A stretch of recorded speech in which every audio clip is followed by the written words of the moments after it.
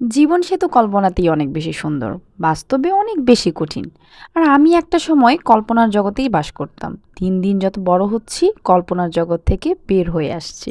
Hello, আসসালামু আলাইকুম সবাইকে। সবাইকে ওয়েলকাম জানাচ্ছি আমার নতুন একটি ব্লগ দেখার জন্য। সকালবেলা ঘুম থেকে উঠেই নাস্তা বানাইলাম। নাস্তা বানানো শেষ করেই আম্মু বলতেছে একটা কাজ আছে, যার কারণে আমার ভাবির বাসায় যেতে হবে। আর আমারও টুকটাক কাজ ছিল, যেমন এই যে ব্যাগ নিয়ে যাচ্ছি হচ্ছে ট্রেলার্সের কাছে। তো সব মিলিয়ে আজকে বাইরে একটু কাজ। চলেন যেতে যেতে অনেক কথা বলা যাবে। বের হয়ে দেখি বাইরে খুব বেশি একটা গরম না, ঠান্ডা বাতাস একটা ছিল, আর ভিউটা অনেক ভালো লাগতেছিল। আসলে আমাদের ময়মনসিংহ শহরটা অনেক ছোট কিন্তু অনেক বেশি সুন্দর। কথা বলতে বলতে আমি চলে এসেছি আমার চিরচেনা একটা জায়গায়। এই জায়গাটা যে আমি কত সময় পার করেছি আর কতগুলো বছর গিয়েছে আমার নিজেরও জানা নেই। তো আমি আর নামটা বললাম না, ভিডিও দেখে হয়তো আপনারা বুঝতে পেরেছেন যারা ময়মনসিংহ শহরের ভিতরে আছেন। এরপর আমি টেলার্স মামার কাছে হচ্ছে আমার ড্রেসগুলো বুঝাই দিলাম। তারপর আবার হাঁটা শুরু করলাম। হাঁটতে হাঁটতে যাচ্ছি ভাবির বাসায়, কারণ আম্মু হচ্ছে ভাবির বাসায় পাঠাইছে আমাকে। আর আমি এদিকে আমার কাজগুলো আগে সেরে নিছি, সেরে তারপর হচ্ছে ভাবির বাসায় যাচ্ছি। তো ভাবির বাসা যেহেতু এই টেলার্স মামার দোকান থেকে খুব কাছেই, জাস্ট 10 মিনিট লাগে।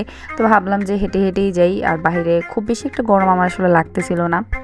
ও হ্যাঁ, কে কোথা থেকে আজকে আমার ব্লগটা দেখতেছেন অবশ্যই কমেন্ট বক্সে জানাবেন। আর আমার ভিডিওগুলো আপনাদের কেমন লাগে সেটাও কিন্তু জানাবেন।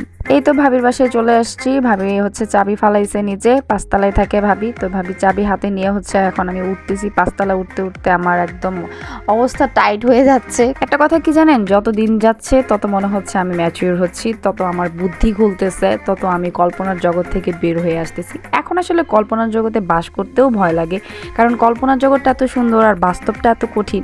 দুটার সাথে দুটো আমি মিলাতে পারি না, যেহেতু বাস্তবেই আমার বাস করতে হবে।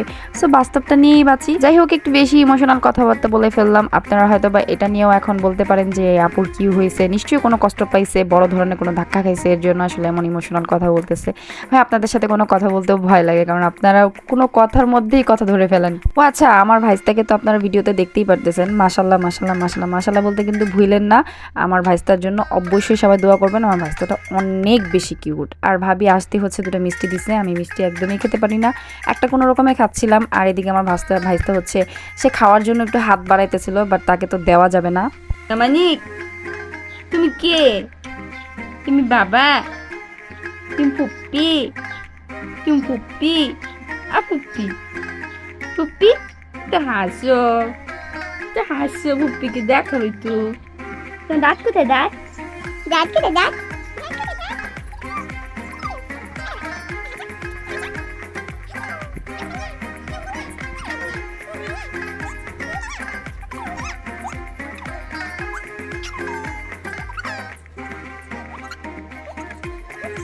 এই তো অনেকক্ষণ সময় পার করে দিলাম ভাবির সাথে গল্প করতে করতে, ভাইস্তার সাথে খেলতে খেলতে, তারপর হচ্ছে ভাইস্তার সাথে অনেকগুলো ছবি তুলছি। এইসব করতে করতে কখন যেন 2-3 ঘন্টা চলে গেছে। তো এখন আমার ভাইস্তা তো আমাকে ছাড়তেছে না, সে আমার সাথে লিটারলি চলে যাবে বাসায়, এমন কান্নাকাটি শুরু করে দিচ্ছে। এত মায়া লাগতেছিল ওই সময়, আমার আসতেই মন চাচ্ছিল না, নাহলে মনে হচ্ছিল যে আমি ওকে নিয়ে চলে আসি।